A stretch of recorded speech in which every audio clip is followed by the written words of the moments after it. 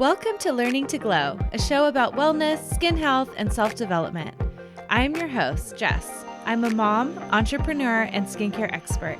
I'm so excited to share tips on how to achieve healthy skin and bring amazing guests in the field of health, fitness, aging gracefully, and personal growth. Let's explore all different ways we can take care of ourselves as women, both inside and out, to truly shine. So let's get glowing. Hello, everyone, and welcome to Learning to Glow. I am your host, Jess. I am so excited for today's episode. Today we have Deb Podlogar, aka Mocktail Mom. She is a regular mom who broke up with Chardonnay and began discovering delicious things to drink that did not include alcohol. She hosts a podcast called Thriving Alcohol Free with Mocktail Mom and offers a private membership for women that want to be encouraged that the fun isn't over when quitting the booze. Her membership doesn't require sobriety, but Deb loves encouraging members that an alcohol-free lifestyle is more exciting than you can imagine. We had such a great conversation around alcohol, and I think an important one. We talked about Deb's journey beginning to lean on wine more and more in her adult life after so many life-altering struggles, and one right after another. How her habit of daily wine drinking helped numb her pain in the moment, but ended up bringing her more negative than good, eventually leading her to want to make a change. We talked about how alcohol consumption is so normalized. It's more of a question of why aren't you drinking versus why are you? We talked about how mommy wine culture has affected so many moms and can lead to problems. We talk about gray area drinkers and how sometimes people don't think they need to take a break from alcohol unless they truly have a massive problem. I love Deb's story, and she was an absolute delight having on the show. She also shares some great options in this episode for alcohol-free drinks, and make sure to check her out on Instagram where she's always creating fun new mocktails. I will link all of her information in the show notes. And also, if you find yourself struggling with alcohol, there are so many resources out there. Reach out to someone.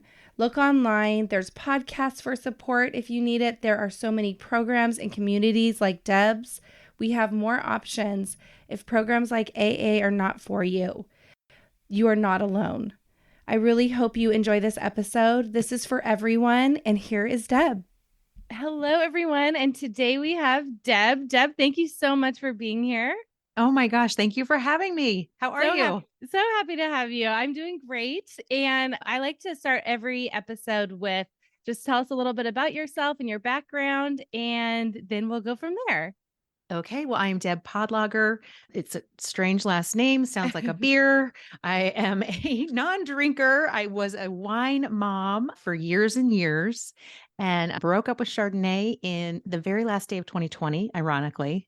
December 31st, 2020 was my first day alcohol-free, but I'm just a mom. I have two girls. I live in Kentucky. I live right outside Louisville.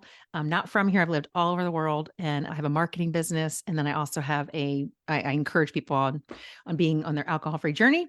I have a dog. I love to shop at Costco. I have a kayak. Just a normal mom who's just living life and so grateful for health and for what really matters. So, I love that so much. So you mentioned that you are alcohol-free. yes. And we were talking a little bit before we pushed record about how a lot of people struggled in 2020 with everything that happened. And a lot of people were kind of leaning into their wine or their alcohol more so just because we were so stressed out. I mean, this is me talking too. Just the homeschooling mom journey that I went through. I was like, yeah. So it was tough. So tell us a little bit about how you got to the point where you were like, I want to take a step away from alcohol. It was a long road, actually, only because the wine kind of creeped up. My wine habit, I should say, really creeped up. I was not a drinker in high school. I wasn't a partier in college. So in my 30s or so, when some, I guess 30s, 40s, when really hard things started happening in my life, wine became, it became like a crutch. It just became something that helped me to numb the pain of life. So like my older daughter, actually I'm in her bedroom right now. She's 21 now. But when she was 7, she was diagnosed with aplastic anemia. And so we spent like a year and a half in and out of pediatric oncology units. And it was very traumatic, she's very healthy today. So I'm so grateful. But, she went on to make a wish. And so there were really hard times that we were going through. After that, I went through a divorce.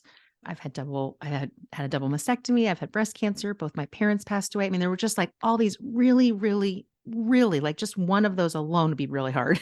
But to have Mm. all those things kind of happen within, 9 years or so, alcohol helped numb the pain of really hard things. And it just did its job, right? That's what alcohol does, right? It numbs us. But it also numbed me from the joy in my life and from experiencing life to the fullest, which is how I live my life. And I am just naturally a joyful person, but it was making me very depressed. It was making me down.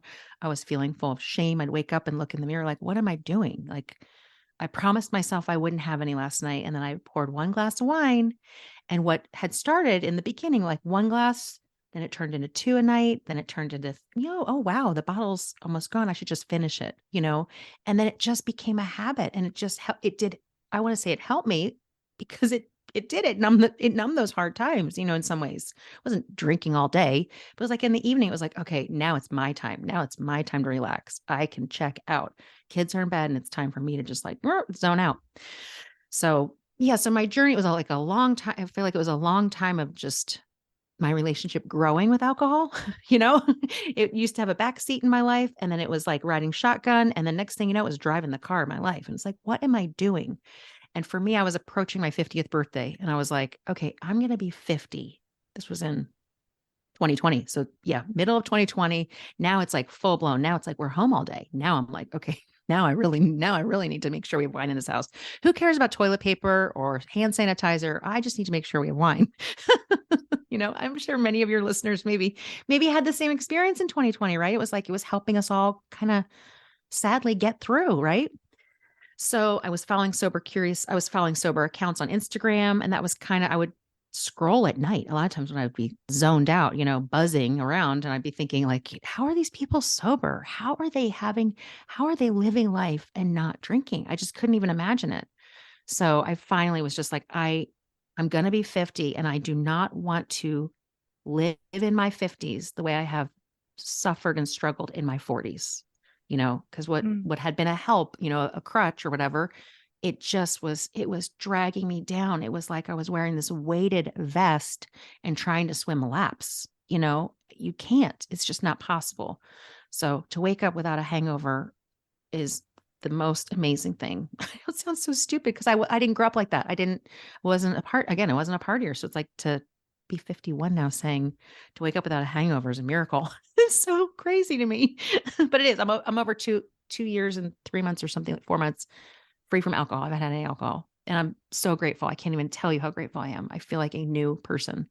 It's like the burden is gone of that feeling and feeling terrible. And that congratulations. And Thank you. also I feel like in 2020, a lot of people sort of started to feel that way. I remember, I mean, I was definitely struggling at that time too because of the stress. And it just was like, that's what you do. You drink wine to cope. Or I Yep. remember a friend of mine told me she had to go on antibiotics and she couldn't drink for a week. And I was like, how are you going to do that? How are you going to do it? Yeah. How are you going to survive? Literally. No, I know. Literally. Yeah. Yeah. I mean, which is terrible. And, No. but that's where your mind goes. And I think another thing that you mentioned with, being a mom and how people are talking a lot about that culture and the wine with moms and wine and how it's just, you're looking around and you're like, well, it's so normal to be a It's mom so, and to drink and to have wine. And, honestly, my friends, we had something called happy hour and we would meet and have play sure. dates and there was Sure. always a lot of prosecco Sure. and that was just normal. And It's we had normal. shirts that said Yeah. rosé all day. Yeah. A rosé all day. Yeah. Mommy wine club. Yeah. Do All of you it. see you've seen a lot of the mommy wine culture? Oh yeah, I mean, I had the stuff. Literally, my daughters bought me a bell ring for wine. Like, how sad is that? But like they know, like, oh, mommy loves her wine. But it's just glamorized and it's Right. just normalized that like we're having park dates and in our tumblers. I mean, literally, I'm sitting here with a tumbler right now. I have sparkling water in it and lime juice, but it's normalized to show up at your kid's soccer game and to be carrying a tumbler and other moms to know, like, kind of like that inside club, like, yep, I know what you're drinking, it's not normal. Like we've normalized, like it's been normalized, but it's not normal. It's not. And Yeah. it's not, and it's no fun. Like we think it's going to help things. It doesn't. In the long run, it doesn't help things. Maybe at the moment, it's like, okay, I don't have to hear that. I'm not hearing the kids as loud as maybe I normally would. It's not bothering me as much or whatever. But yeah, it's not helping Yeah, long run. yeah, and it's like you said, it did help you. It did Hmm. help them those hard times that you've been through. My gosh, like so many things at once. And then the benefit starts to get really Totally. outweighed by the negative, and Completely. your days are Yeah. just you're waking up feeling terrible and you're really like Yeah. regretting your decisions because you're like, why did I do that last night? Now today I'm suffering to Yeah. wake up with. I felt like kind of a constant dehydrated, Oh, yeah. dull headache, and I feel like as we get older too, I've had more conversations with a lot of friends because I just feel like as you get older, you just aren't able to deal with it and like you were Absolutely. before. And at a Absolutely. younger age, I could be 20 and go out and have a Oh, great yeah. time and be at work the next day fine. Yeah. Oh, yeah. Chipper as could be. Yeah. Well, That's yeah, right. your body doesn't metabolize anything the same way, right? Everything has changed. And so, yeah, now for me, I was in my 40s, waking up at 3 o'clock in the morning with the room spinning, my mouth is dry and thinking like, and then pick up my phone and be like, who did I text? What did I say? It's like, what is happening? But like you were saying, like it starts, yes, there in the beginning for me, there was benefit, but I don't think there really is any benefit of alcohol at now. But in the begin and then it just totally outweighs, and now there's nothing good. I've Nothing bad has happened in my life, like, since I broke up with alcohol. Since I broke up with Chardonnay, I cannot name one thing that I'm like, "Wow, well, I'm missing that in my life." I'm not missing anything. Like, for me, I was worried I wasn't gonna have any fun. I was worried I wasn't gonna have anything good to drink. I was worried I wasn't gonna be able to hang out with friends. None of that has happened. All those lies, I think that we kind of have been told, like, if you're not drinking, you're not part of the mommy wine club, right? You're not part of the fun. That's so wrong. Like, I'm still so much part of the fun. I bring the fun. You do. I can tell. I bring the I fun. Yes, let's have a good time. It's not over just because alcohol is not in your life, or has a smaller role in your life. I'm not saying everybody has to be sober. I didn't think I'd even be sober. I just thought I wanted to take a little break. I wanted to take a couple weeks off, see how I felt, and I felt so good. I've just kept going. So, Well, tell us about that because let's talk about some of the benefits, some of the positive benefits that you saw when you're like, okay, I'm going to take a break and see where this goes. What were some of the things that you noticed right away? oh gosh, right away, I mean, more energy, better. I mean, I feel like I have a bad memory, but my memory is better than it was when I was drinking, but it's still a challenge, but it's better than it was. Definitely. I mean, right with your podcast, my skin has a better glow. I mean, that's for sure. Like the best skincare you can do is stop drinking, drink more water. I'm sure there's a long list, but I would say top of that list is drink less or drink no alcohol. It's not doing your skin any favors. Just better connections, just feeling like, like when you're watching the news and there's like you're watching the news, but then they have like the little ticker at the bottom, like they're telling you like the headline news right at the bottom. That was kind of how my life was. It was like wherever I was, if I was out with friends or I was out with my husband or doing something else, there was always this little like thing in the bottom of my brain, like, do you have wine at home? Do you need to stop and get wine? What did you have last night? How much do we have left in the refrigerator? Like there was kind of that like little voice always chattering in my head. Oh, you said you weren't going to have any. No, maybe if you just have one when you get home, all that little chatter is gone. I feel like my mind is so much more peaceful and quiet that I've just removed alcohol. It's made all the difference. So I definitely noticed that in the beginning. I didn't have all that like head talk. Does that make sense? Yeah, or Am I like being clear as I'm mud? going somewhere and do they have wine or are they going to Yeah. have something or do I have Yep. to yeah, that is just like empty brain space that you could it's Cleared. clutter. It's cleared. Yeah. It's Yeah, just cleared. Yeah. I and I think can't with tell you this how freeing it is. it Yeah. is. And when you said you were talking about the skin and your skin is so beautiful by the way, Thank you. but Thank you. I really think another thing with the alcohol that a lot of people don't realize is that how it affects our sleep, which you mentioned you would wake Mm-hmm. up at 3 o'clock. And if you're not sleeping, that will definitely Everything. show in your skin. Yeah. But Yeah. everything else too. Yeah. And I feel like you can get such a great night's sleep when you're Yep. not, having that waking up in the middle of the night and your body is trying to metabolize the alcohol, and that's Yeah. its priority because really it's a toxin. Yep. Yep. So, You're exactly right. That's the priority. And then I don't know about, other people, but for me, if I had 2 or 3 glasses of wine or a bottle, come and then let's say I started drinking at 8 o'clock at night or 9 o'clock at night, come 11 o'clock, 12 o'clock. Well, now I'm like in the pantry and I'm like, well, I had my smoothie this morning. So now I have like 18,000 calories I can just, cram down my throat. Like I'd be eating all the chips, the salt, I'd be like getting sauce. I'm like, what am I doing at midnight eating, an extra 1,000 calories? So just removing that alone, just removing the alcohol has taken away so many other problems. I'm not yeah, snacking at midnight like that anymore. the Not to say that I don't snacking. snack ever at night, but like, you know what I mean? I'm not eating 1,000 calories at night. That's for Yeah, sure. and I mean, I don't know if this is a fact, but I feel like when you drink a lot, you just get hungry. And plus you're up Yeah, later than you normally would be. So you're like, totally. it's been so long, I need to eat I need something. to eat. I need Yeah. nachos. Yeah, yeah, let's make some nachos. Yeah. Yeah, it was never like I wasn't making a salad at midnight. I was like eating the bad stuff. Yeah. Yeah. Absolutely. Oh my gosh, I love it. So when you first stopped and you took a break, did you go and do your normal things? Were you worried about being around in social settings and like what are you gonna do or what are you gonna tell people? Like tell me a little bit about the beginning stages of that.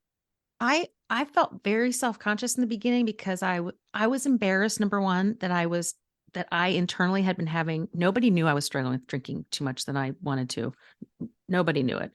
I knew it. And so I was embarrassed that people were going to be like, why aren't you ordering wine? We know you love wine. I thought like if I ordered a mocktail, or if I just ordered water, I felt like all the lights in the restaurant were going to turn on me and everybody's head was going to turn and be like, why aren't you ordering Chardonnay? Do you have a problem? Like that's how I felt. I was so like worried people were going to find out I was contemplating, or evaluating my relationship with alcohol.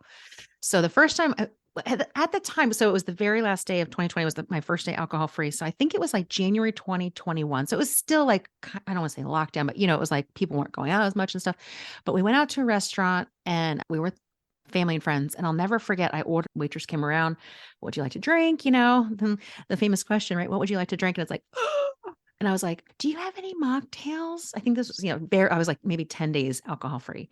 And she was like, and I was so like hesitant to even say it. I was like, I hope they don't hear me say this. She's like, no, she was like kind of like a little dismissive. And she's like, no, no, we don't have any of those, but I can make you a Shirley Temple.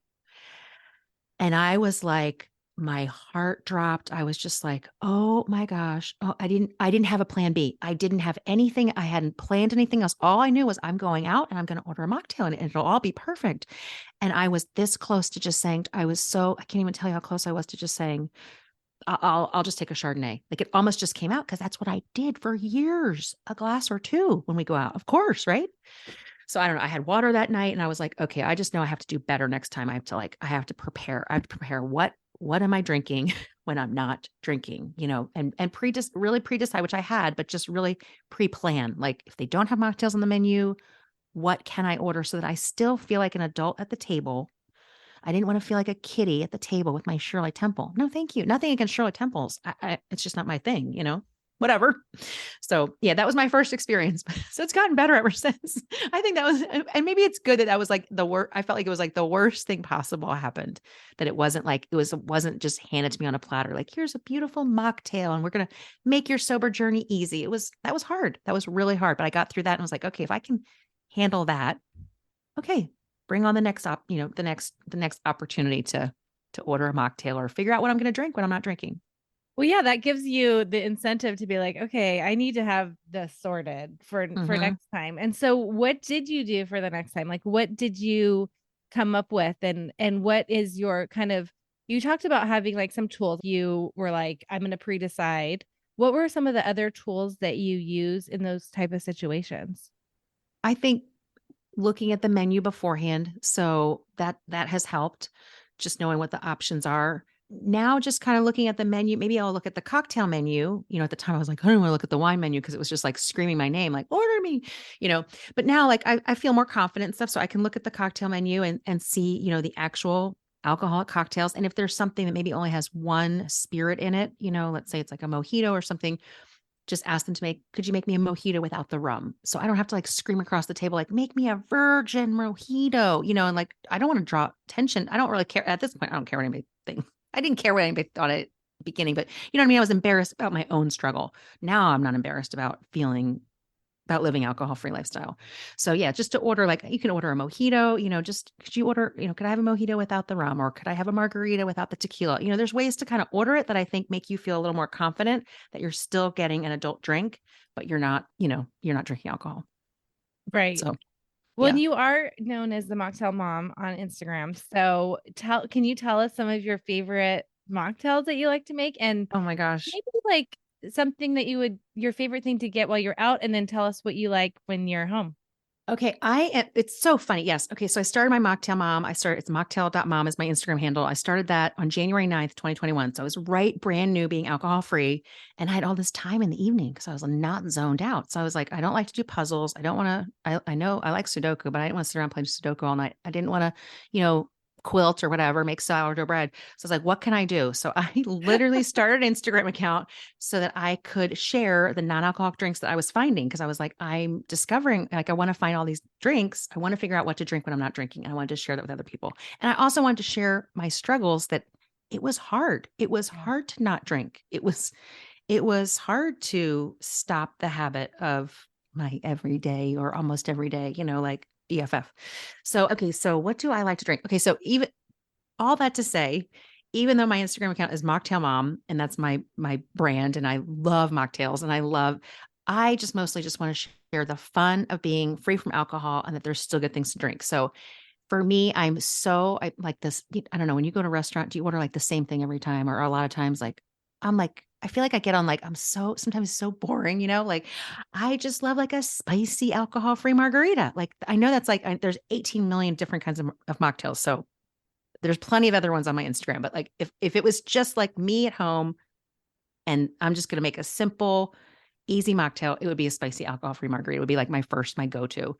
And I will say, if your listeners like spicy, an easy way to spice up your margaritas is to either muddle some jalapenos, or they can take the juice from like a jar of jalapenos that you have maybe like in the refrigerator, take a little bit of that brine and put it in your margarita mix, and it will crank up the heat on your margarita, and you'll feel it has that bite that I missed in the Chardonnay, so it'll have that bite. It'll feel like maybe you're drinking an alcoholic drink, but there's no alcohol, and you can kind of surf the urge with something Oh, like that. that's So such a good idea. it's kind of just that has helped me a lot. Just having that spice. I find that the spice kind of, I don't know, helps the hankering that I have for that bite that I missed from the Chardonnay. The other thing, I love alcohol-free wines. When I first broke up with alcohol, the very first thing that I bought at Total Wine was an alcohol-free wine. When I was like trying to find like non-alcoholic options, I was like, what can I drink? I have the receipt still from it, which is so funny because I never save receipts. I don't know why I have that receipt, but it's It's like a proof. special Like, one. yeah, Yeah. it's a special one. It's like day one. It's like, I guess when you open a restaurant and they like frame the dollar tip, I should frame it. I should put it here in my podcast studio. I should frame that little receipt. Like, this was proof. Like, I was really out there searching for non-alcoholic options, and there's tons available. There are Yes. good alcohol-free wines that do not just taste like grape juice in a wine bottle. So that's probably what I drink the most is alcohol-free wines or cans, just things that are easy and simple. It doesn't have to be difficult. It doesn't have to be crazy, fancy. Even a mule, you can make an alcohol-free mule just using some ginger beer, lime juice, sparkling water. You can even add like a little cranberry juice. And that you don't even have to have a shaker cup. So, your listeners could make that at home. They don't have to do anything fancy. You don't have to become a bartender or a mixologist to stop drinking. Yeah, those are amazing ideas. I love the margarita. Yes. Oh, I love the good. idea with Yeah. the spicy margarita. That sounds so good. And I think a lot of times when we go and do something, or when we're home and we think we want an alcoholic beverage, a lot of times just having something special in a glass that's not just like my boring Yep. water bottle, Yep. that makes a huge difference. I feel like that is a real game changer, to not feel like left out, Yep. especially if you're going out and you want to order something. Like, everyone else has this fancy Yep. special drink. Why not make the same for you? It's like I think that's one thing that is such a great tool that a lot of people, I don't know, I feel like a lot of people, I think they know about it now a little bit more than they used to, Mhm. but it's like that's such a great option when you're wanting to take a step back and Yeah. also not feel left out, or maybe like you said, you're in a situation where everybody expects you to have something to drink because that's what you've done in the past, but Yep. kind of saying, I'm still gonna get something. I still have Yep. something in my hand, and that you know, I know it's hard in the beginning, and it's definitely when you've made it such a habit and it's become something that you lean on heavily, it is no matter what, like you said, it is hard to do Yeah. this. Yeah. So Yeah. having those little tools, I think are really nice. Yeah, yeah, and feeling like you're still included. You're Right. still part of it all, you're not you're not 5-year-old at the table, drinking your Shirley Temple. That's right. So, yeah, yeah. The other thing I was gonna say, a tool, I think if somebody's really, if somebody's sober curious or they're wanting to take a little break or, just take a month off or a week off, just see how you feel. But for me, something that really helped was getting some new glasses, like some like a not eyeglasses, but like new tumblers, new wine tumblers. I had my little mommy wine tumbler I used to put all my wine in. Best mom ever. Well, I'll never forget, like, maybe 15 days into my alcohol-free journey, waking up in the morning and it was on my bedside table, and I woke up and I was like, "Oh, no, I did it again." Like, I drank last night, and I was like, "Oh, wait, no, it was alcohol-free wine in there." So maybe get new glasses. That has helped me to create new memories, to Mm. just like, okay, this is like, and I still have my special glass, I still feel like I'm sitting, watching TV or Netflix or whatever, and I'm still like having my cocktail, but it just doesn't have any alcohol. Just that alone, I think is sometimes 80% of it, 90% of it. I think so too. And I feel like our culture is so heavy on drinking. It's Yep. just, it's everywhere. It's everywhere you go. Yeah. You know, it's even in the movie theaters, like literally every activity, it's so heavily Yep. present. And so I loved what you said about like pre-deciding too. If you're going to go and do something where there's going to be triggers or people are going to be there drinking, kind of having that pre-decision and those options ahead of time in your brain so that you can prepare for that. And I think a Yep. lot of people who are sort of waking up and saying like, I don't know, this feels like I need to do something. Or when people are, like you said, sober curious and they're in the beginning stages of realizing that maybe they need to look at their their relationship with alcohol, what would you recommend those people do, like, right off the bat? Because I know in the beginning you said that you were following some alcohol-free accounts on social media. I think those are great. What else would you recommend for people in that situation? Because I feel like if you have a sort of nudge that Mhm. this isn't serving me right now, I don't like the way I'm feeling, I don't like the hangovers. You know, if you're starting to have this chatter in your brain, Mhm. there's probably an issue there, don't you think? Oh, yeah, absolutely. I think if I think listen to that little voice, and we know that little voice. We're in the shower, washing our hair, or laying down at night. Only we hear that little tiny voice saying, like, you know, especially I think, especially probably your podcast listeners are very health conscious. Thinking about, their bodies and stuff and what's best for your body. So it's like we do all this good work during the day, whether it's yoga or taking good care of our skin or just drinking our water. And then it's like, then comes the evening and it's like all that goes out the window and we're filling our bodies with toxins. So yeah, just listening to that voice, I think being honest with yourself, I think I'm not trying to sound funny, but like step one. And I think realizing that you don't have to decide if you're going to take a little break or maybe evaluate your relationship with alcohol. You do not have to say, I'm never ever going to drink again. I'm never going to have, you don't have to decide for the rest of your life. Like for me, I feel like I have two daughters and, when they get married, like, I don't know, maybe I'll have a glass of champagne at their wedding. Maybe I won't. Maybe I'll bring my alcohol free wine. I'm not worried about it though. Anymore. I'm not worried about that. It's like, right now, I'm not drinking. Well, I'm drinking sparkling water and it's delicious, but you know what I mean? Like right now, I'm not drinking, but I was kind of what held me back from even evaluating my relationship with alcohol was thinking I had to decide for the rest of my life. Thinking if I evaluated it, that meant I had a problem with a capital P and I could never, ever, ever again have alcohol. And at this point, I'm like, it's not serving me anymore. It's not serving my life. It's not adding anything to my life. So I'm not having it right now. But I don't, I'm not like anti alcohol. I'm just very pro sobriety. But I I never would have said I wanted to be sober ever. I was afraid of that word. Like, if you say you're sober, that word is like, ooh, sober. But now I'm like, yes, I'm sober and proud and so grateful. I'm free from it. It's so funny how that mindset of I can never do this again will make people say, I'm not doing it at all. Yeah. Where Yeah. instead of saying, because I see that that's real. Like, what if I go to Italy and I'm Yeah. sitting Right. Right. on the, south of Yeah, Italy and I I can't wanna have an have Aperol spritz? right, I Like, can't. Right, and I feel like, you know what? I can. Like, if I wanted to, I could, and that would be okay. But for right now, it's not serving me. But yeah, it's taken the pressure off because I think I felt like I had to decide for the rest of my life with alcohol. No, you yeah. don't. And the alcohol will always be there. Like, if I wanted to go to Total Wine right now and buy the wine I used to buy, get back together with Josh or Kim Crawford or whoever, all the bottles I used to buy, they're there. They're gonna be there for me if I ever wanna come back. But I can't imagine. I cannot imagine. I really cannot imagine going back, but it's there. And I love the fact that you can say like what you did, "Hey, I'm going to start with a break. I'm going to take a couple weeks off and see how I feel." I mean, you can always go back to it if you feel like and a It's lot of there. and you just kept going. You were Yeah. like, "I'm just going to keep going." I do feel like you have a great podcast and I recommend people listen to that. Thank There's you. other podcasts that you can listen Absolutely. to. I feel like that's another great way to start.